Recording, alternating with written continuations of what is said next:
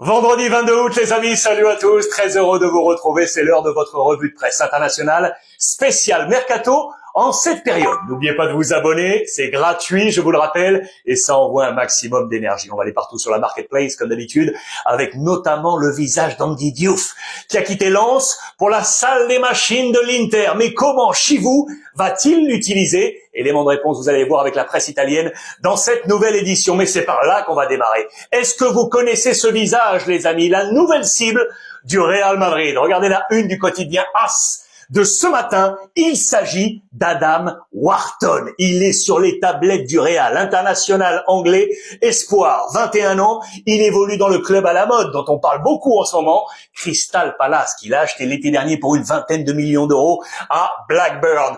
International dans toutes les divisions inférieures. Aujourd'hui, si on veut aller le chercher, c'est 80 millions d'euros, nous rappelle AS à la une. On nous dit que Manchester City, United et Liverpool seraient également intéressés. Regardez le poste, c'est un poste de milieu défensif axial, ce qui nous ramène au Real Madrid, aux carences depuis le départ de Toni Kroos. Condition sine qua non pour éventuellement le faire venir, un départ, ce qui nous ramène de nouveau au sujet Rodrigo, affaire à suivre. Dites-moi, vous les spécialistes de la Première Ligue, est-ce un profil aujourd'hui idoine pour venir éventuellement au Real Madrid? J'attends vos commentaires. En attendant, lui, il est en train de bombarder Huysen, le nouveau défenseur central du Real, vous le savez, arrivé de Bournemouth, tout le monde est en train de tomber amoureux de lui. La première en championnat face à Mallorca pour un impact immédiat.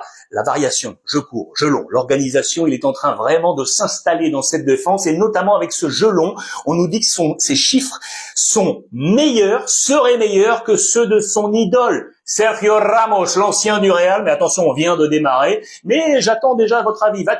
Peut-il s'installer, oui ou non, fermement dans cette défense centrale? En revanche, dans cette défense, attention, là, il peut y avoir gros dossier. Quid de Trent Alexander-Arnold, les amis, la bataille pour le poste de latéral droit. Lucas Vázquez, vous le savez, est parti, et surtout, Dani Carvajal, blessé la saison passée, est de retour et il a faim. Xabi Alonso a titularisé l'anglais lors de la première journée et en cours de match, il a ramené Dani Carvajal comme un message. Car pour le moment, les amis, on n'a pas encore la version optimum de Trent Alexander-Arnold. Va-t-il y arriver? Va-t-il déloger, oui ou non, Dani Carvajal?